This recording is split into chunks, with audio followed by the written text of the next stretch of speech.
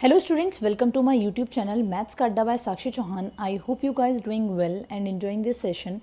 Then press the like button, share it with your friends and don't forget to subscribe to my channel and hit the bell icon also so that you get the notification of my new upcoming videos.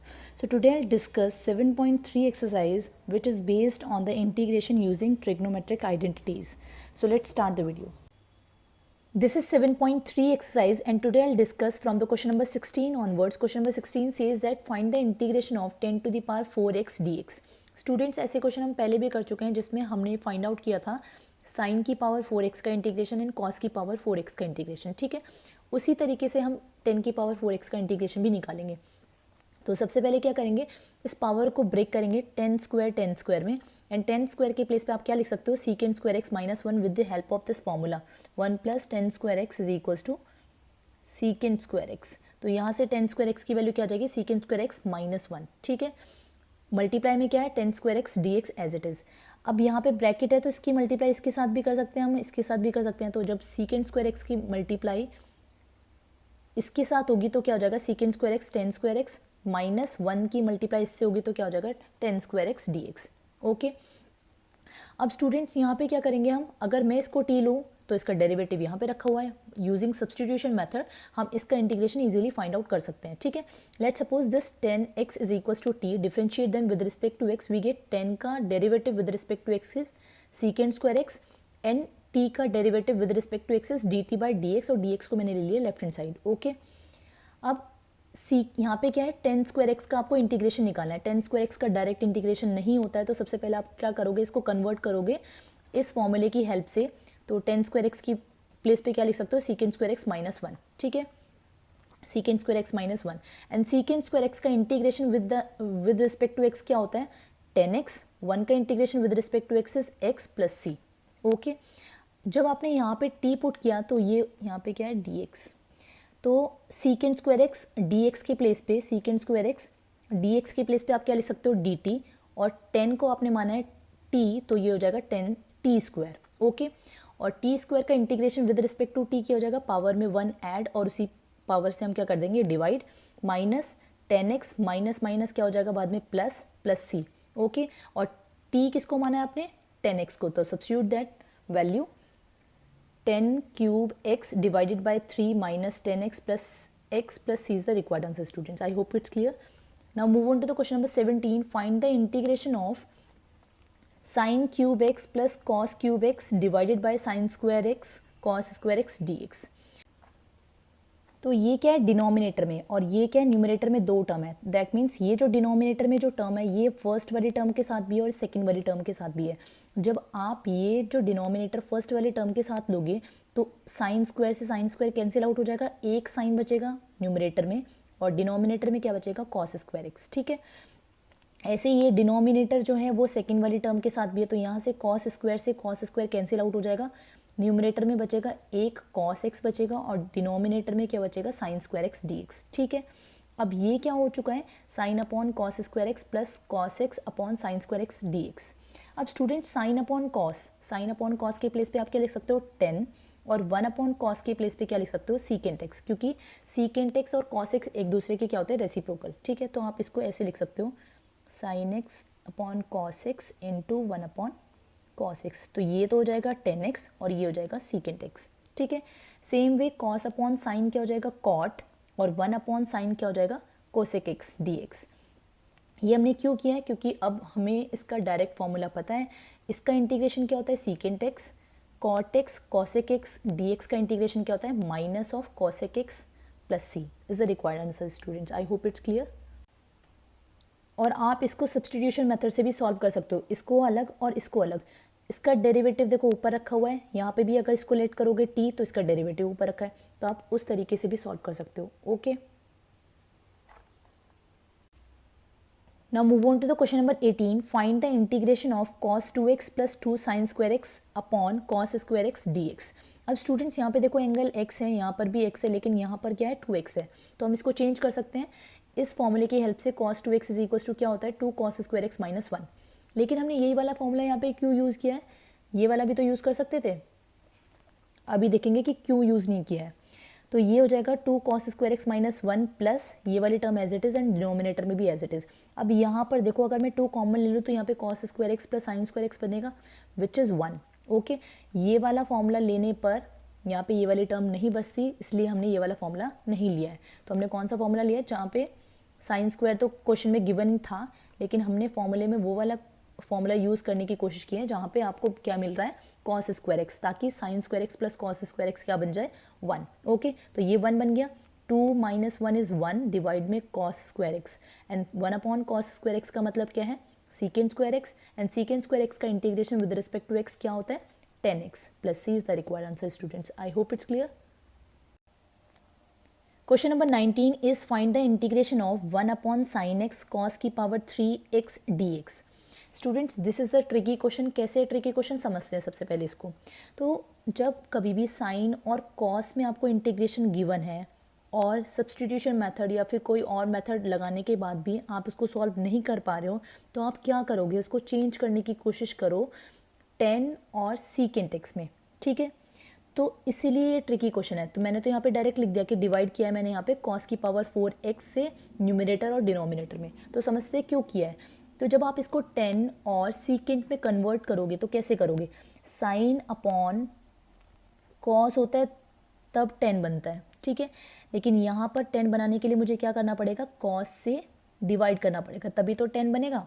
अगर मैं cos से divide कर रही हूँ तो obviously मुझे cos से multiply भी करनी पड़ेगी, ठीक है।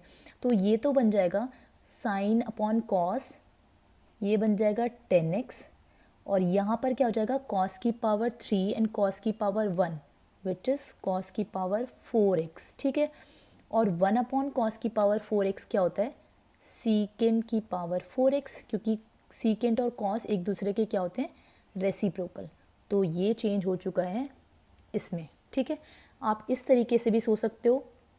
तो यहाँ पर ये कन्वर्ट हो गया सीकेंट की power 4x divided by cos x dx। अब आप इसको कैसे सॉल्व करोगे, पावर 4 है तो ब्रेक कर सकते हो पावर 2 में, ठीक है। एक सीकेंट स्क्वायर एक्स को क्या लिख सकते हो, 1 plus tan square x, because 1 plus tan square x is equal to secant square x. अब मल्टीप्लाई में क्या है, secant square x divide by 10x।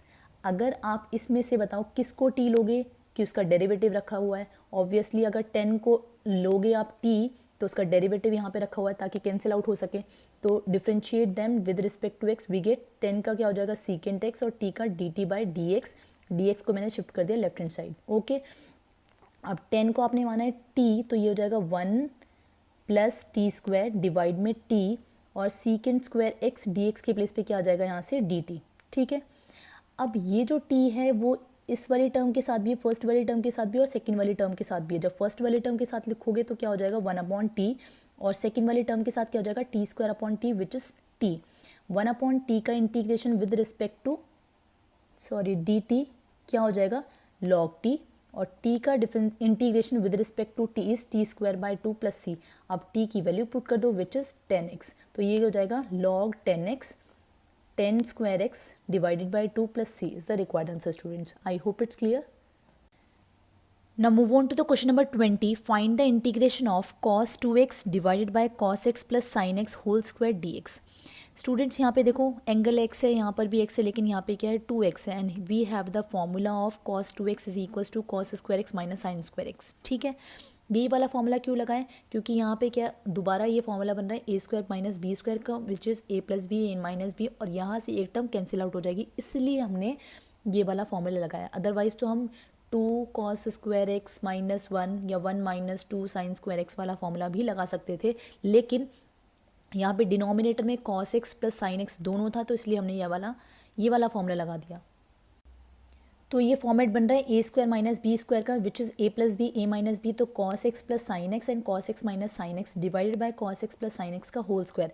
तो एक cos x plus sine x से ये वाला एक cos x plus sine x cancel out हो जाएगा, तो यहाँ पे क्या बचेगा cos x minus sine x divided by cos x plus sine x.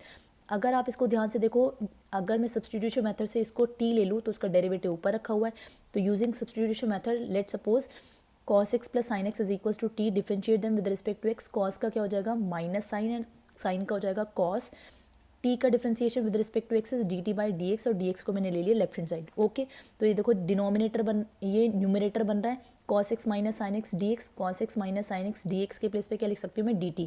ठीक है, और ये क्या था, डिनोमिनेटर को क्या मैंने लेट किया था t, तो 1/t का इंटीग्रेशन क्या हो जाएगा स्टूडेंट्स, 1/t का इंटीग्रेशन log t, और t की वैल्यू क्या है cos x plus sine x plus c is the required answer students. I hope it's clear.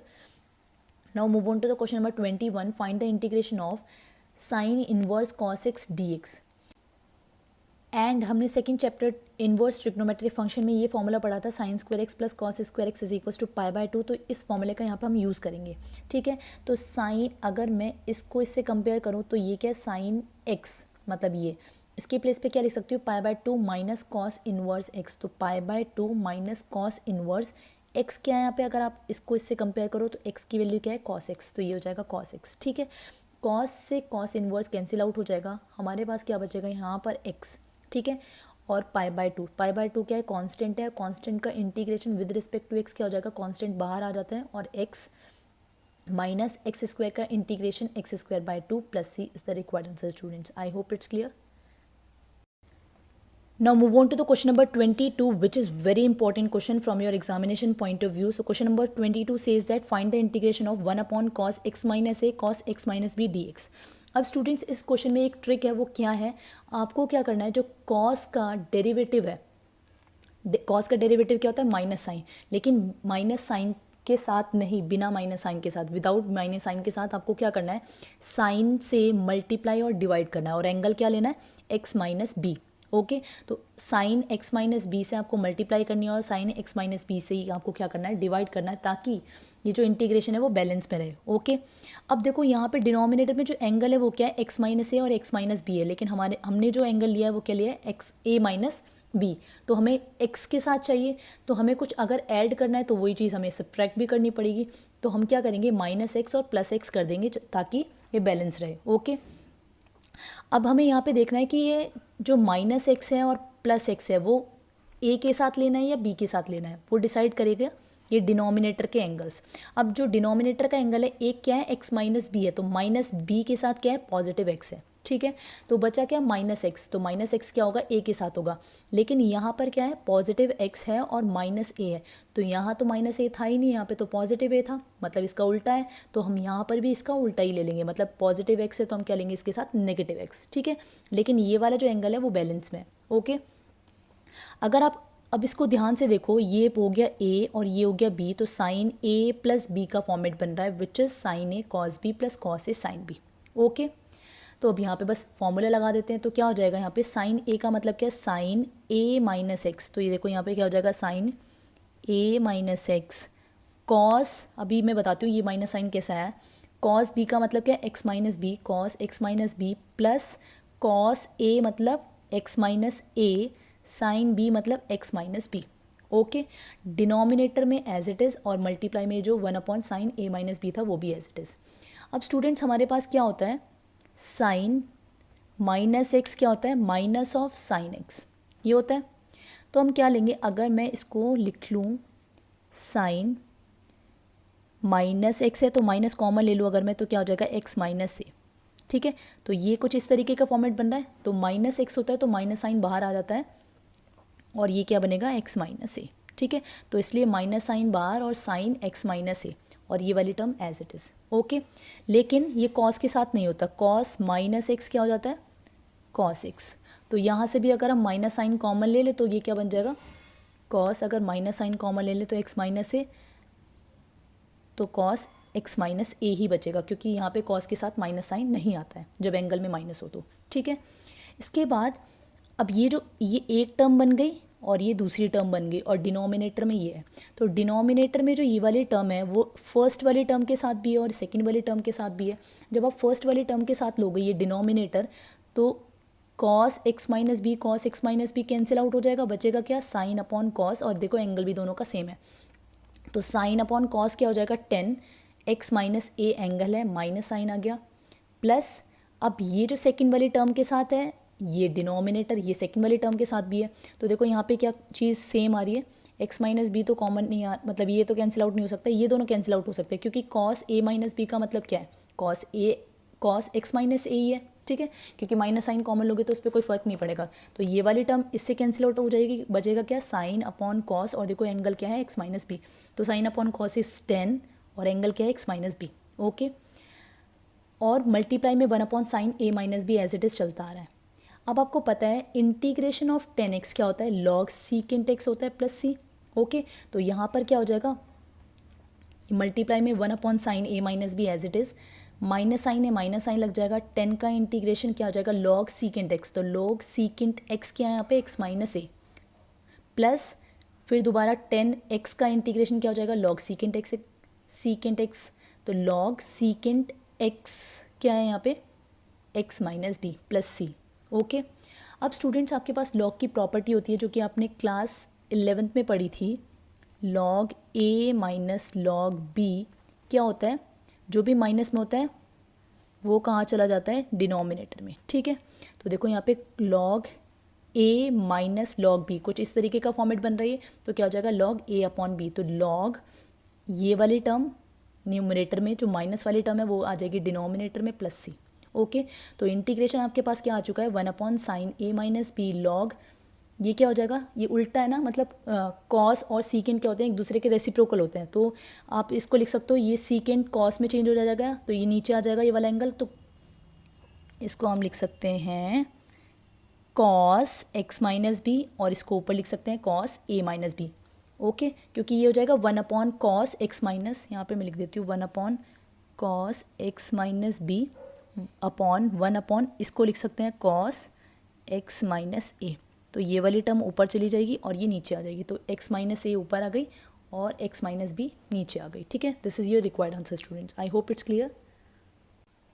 Question number 23 is find the integration of sin square x minus cos square x divided by sine square x cos square x d x. अब students ये क्या है, denominator में ये जो term है ये वाली फर्स्ट वाली टर्म के साथ भी है और माइनस लगा हुआ है, तो ये वाली टर्म सेकंड वाली टर्म के साथ भी है। ठीक है, ये डिनोमिनेटर जो है वो फर्स्ट वाली टर्म के साथ भी है और सेकंड वाली टर्म के साथ भी है। जब आप इसको फर्स्ट वाली टर्म के साथ लोगे तो साइन स्क्वायर से साइन स्क्वायर कैंसिल आउट हो जाएगा, तो क्या बचेगा, 1/cos स्क्वायर एक्स। यहाँ पे लिख के बता देती हूँ, sign square x upon sine square x cos square x. ठीक है, तो कॉस साइन स्क्वायर एक्स से sign square x cancel out हो जाएगा, तो बचेगा क्या, 1/cos स्क्वायर एक्स, और 1/cos स्क्वायर एक्स को आप क्या लिख सकते हो, सीकेंट स्क्वायर एक्स। ठीक है, माइनस सेम वे यहाँ से कॉस स्क्वायर कैंसिल आउट हो जाएगा, बचेगा क्या, 1/sin स्क्वायर। कैसे बचा यहाँ पे, cos square x divided bye, क्योंकि ये डिनोमिनेटर में है और ये दोनों टर्म के साथ है, तो ये कैंसिल आउट हो जाएगा, बचेगा क्या, 1/sin स्क्वायर एक्स, और 1/sin स्क्वायर एक्स की प्लेस पे आप क्या लिख सकते हो, cosec स्क्वायर एक्स। ठीक है, सीकेंट स्क्वायर एक्स का integration is 10x, cosec square x का integration is minus cot x, तो माइनस माइनस क्या हो जाएगा, plus cot x plus c is the required answer. Now move on to the question number 24, फाइंड the integration ऑफ e की power x 1 + x divided by cos square e की power x dx।